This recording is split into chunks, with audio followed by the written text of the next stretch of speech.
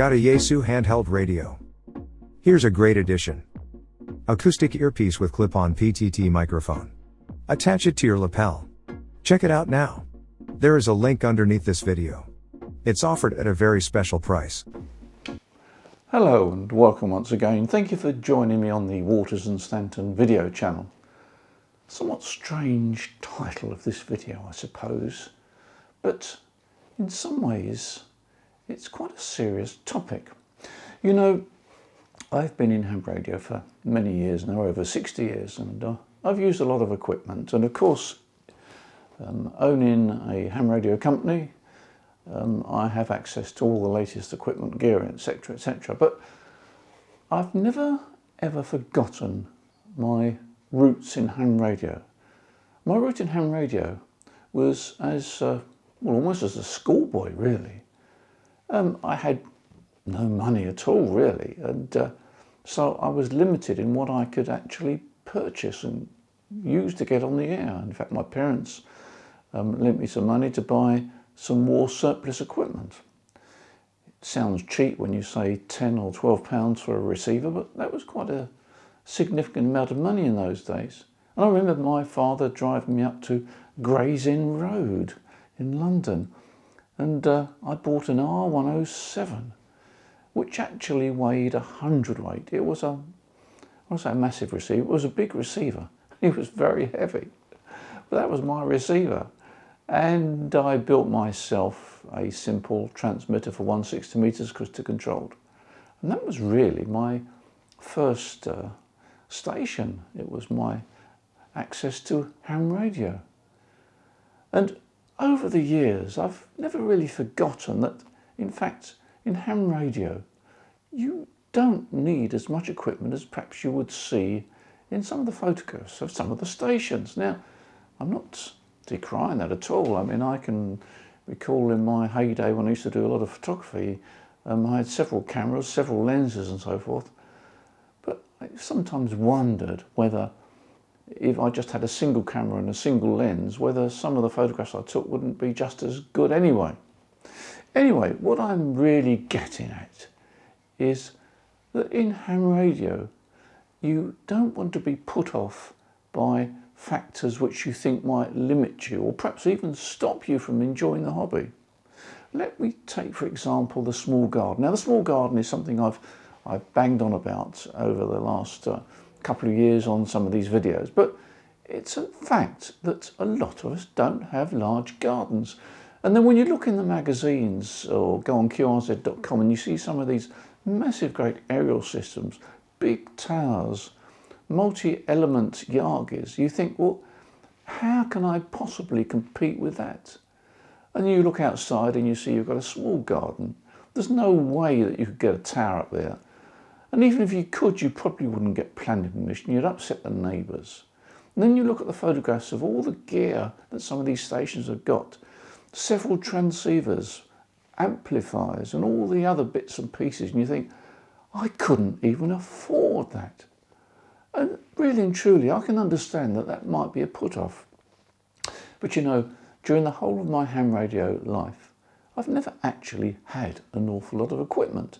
That hasn't stopped me enjoying the hobby. I did at one time have a large garden, and strangely enough, I never really made use of it. I had around about half an acre of ground, but I never actually used it. I was too busy selling ham radio.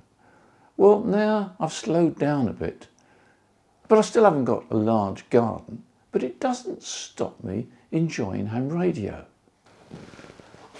One of the most famous call signs in ham radio is that of G5RV, Louis Varney, very famous amateur, not least because he designed an antenna, a very successful antenna, the G5RV, widely used now. And basically it's a doublet, but it works extremely well, and there's hundreds of stations that use it, and it was based on a very sound design. But you know, he didn't have anything special in his garden. In fact, I looked him up recently because I've got an old call book and I knew his address, and he only lived about 10 miles away from me at the time, I used to work him occasionally and used to hear him frequently on 20 metres. He was a very popular station to work, and he had a good signal, courtesy of the G5RV, I guess. But he had a typical suburban garden. It was about 25 foot wide and about, well, just over 100 foot long. Very convenient for a 102 foot flat top doublet, which he popularised and was known as the G5RV. But it was a simple setup. He didn't have a space for a tower or a multi-element Yagi, but he was a very successful operator. Now, what I'm really saying is that you don't need all this gear and all this space to have fun on ham radio. So let's bring a bit of sanity to the hobby. It's generally accepted that a 100-watt transceiver is the bulk standard radio of today. Yes, you can get lower powered transceivers, particularly for portable operation, but a 100-watt transceiver has become the industry standard. And you know, it doesn't matter how much you spend on your transceiver or how little you spend on your transceiver, the guy at the other end won't know. The signal that you send out from your £500 second-hand 100-watt transceiver will sound exactly the same as the guy who spent £5,000 on his 100-watt transceiver. There may be subtle differences, but under normal conditions on the HF bands, you won't really hear the difference. So a lesson to be learned is that whilst it is very worthwhile looking at the more advanced gear with all the advantages of it, in terms of the signal it puts out, it's almost identical to a radio costing 10 times as much. A bit of sanity. Now let's look at antennas. Most of us are able to put up a wire antenna in the garden of some sort. It can be an end-fed, it can be a centre-fed dipole, or it can be a vertical. Most people that have got a garden can actually put something up in their garden for the HF bands. But it's nowhere near as good as having a 60-foot tower, or 20-metre tower if you like, with a 3 or 4 element Yagi on the top, or even as some of the big stations got stacked Yagis. And you think, how can I possibly compete? Well, just think about it. A station with a large antenna system that may have, say, a DX gain of about 15 dB. DX gain is a combination of the gain of the antenna plus the height of the antenna above the ground. So in other words, the ability of that station to put a good signal into a particular part of the world may be 15 dB above what you get with a simple half-wave dipole, half-wave above the ground, something like that. So 15 dB gain, you think, how can I compete with that? Well, wait a minute. That gain that station has got on his antenna also benefits you, because he can hear your signal 15 dB better than he could if he just had a dipole. So in other words, the gain of these big antenna systems not only benefits the station transmitting because it's a stronger signal, but it also enables him to receive you. So in many respects, these big stations with these big antenna systems not only are benefiting themselves, but they're benefiting you. So you're not as disadvantaged as you might think. So you might say, well, that's great. Well, it is great, but also another bit of sanity, which is not such good news. If you had a big antenna system with gain, you would be putting an even stronger signal into that other station with an equally large antenna. That means to say that on the bands, when there's competition, your 100-watt signal and your mediocre antenna is going to struggle to compete with the big guns. So there's always going to be this problem with the big guns working the big guns and the little guns trying to work the big guns. There's competition out there. It does mean to say that whilst you can easily work that station, you've got competition. There's other stations running higher power and with larger antennas. Now, to some extent, of course, you can help yourself by adding an amplifier, which will make your signal a bit louder. If you add an amplifier, you'll probably get an extra S point, and therefore you'll be able to compete a bit more with the big guns. But you still have this relatively small antenna, and therefore you are in the competition and you're in the stacking order, you're well down. Now, in this video about SANITY, the last thing I want to do is to give you any bad news. And this is really where SANITY comes in. If there is a pile-up and you're well down the queue because of the other stations, you've got two choices. You can either sit it out, or you can move off and work somebody else. And this really is also a worthwhile point considering. Is ham radio all about working DX, the longest distance, to the biggest and rarest stations? For many people it's not. Now, you might find that as you progress in the hobby, you like that sort of thing and you can equip your station to perhaps be more competitive. But when you start out, you can have many contacts without having all this gear, without having all this power, without having all these big antenna systems. I've frequently gone on the band and worked some DX just because it popped up and I went in there and worked it. And then the queue began, and probably I wouldn't have been able to work that station so easily or even at all had I not been on the band at the right time. So let's think about it. You've got your basic ham radio station. You've got a transceiver on the desk. You may have an SWR meter. You've got an aerial down the garden. It could be an end-fed, one of my favourite antennas because it's very easy to erect, or you can have a centre-fed dipole. You make yourself a cup of coffee, you switch on the radio and tune around the bands. 15 metres is dead, so you go on to 20 metres. A bit noisy on 20 metres. You might go on to 40 metres because even if you've got a small garden, you can probably squeeze in a 40 metre antenna. 40 metres is a bit lively. And you have a chat with somebody. It turns out that it's quite an interesting chat. You exchange information.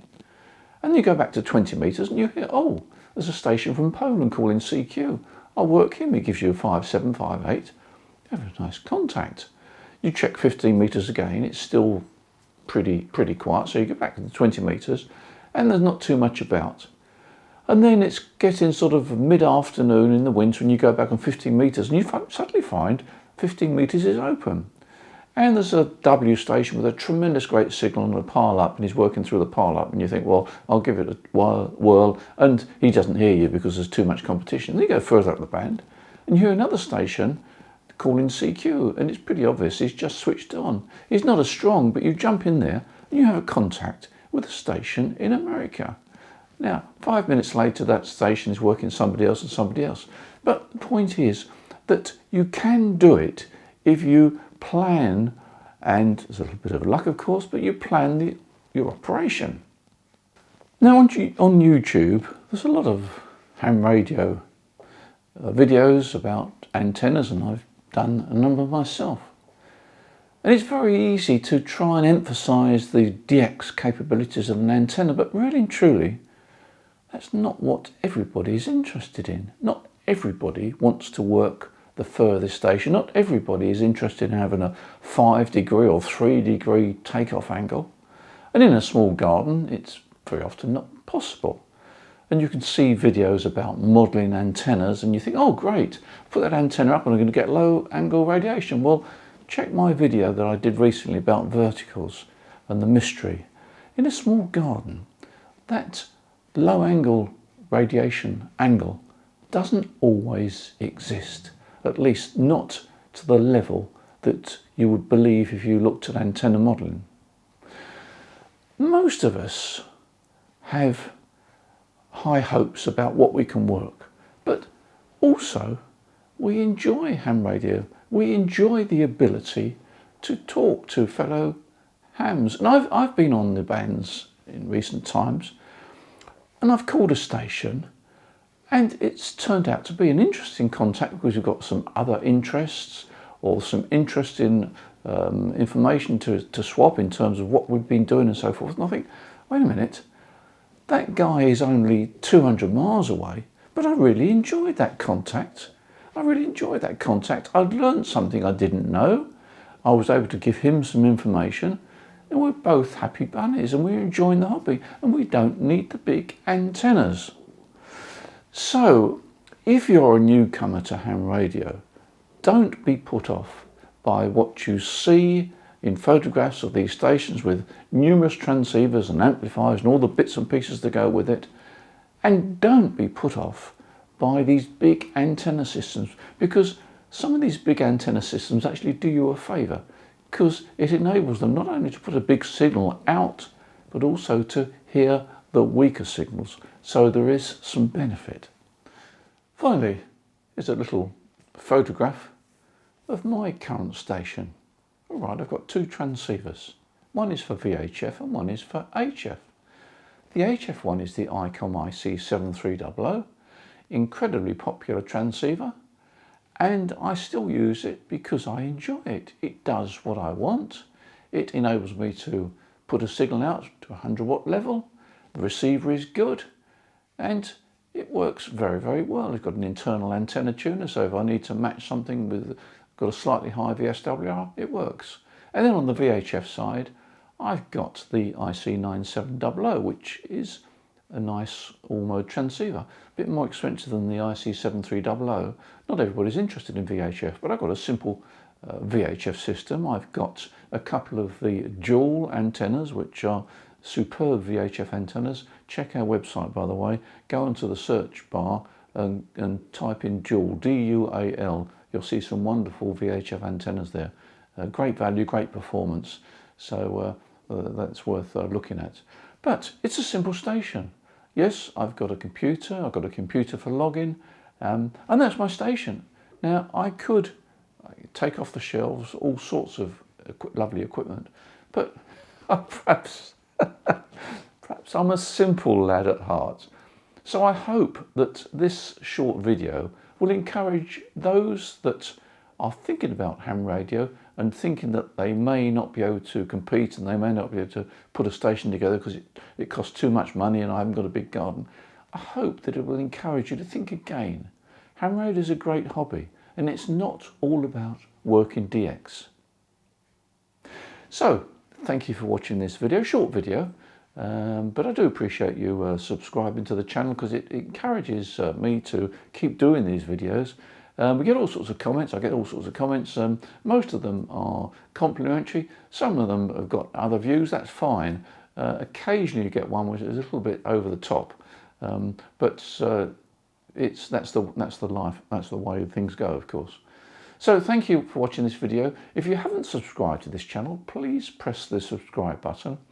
If you're looking for some equipment, then look on our website or give one of our sales guys a ring. They'll be happy to help you, because all the sales guys at Portsmouth here are licensed ham operators, and they've been on the air for quite a few years, so they'll probably be able to answer your question. And of course, thank you for your custom. In the meantime, enjoy ham radio, take care. We'll speak soon again.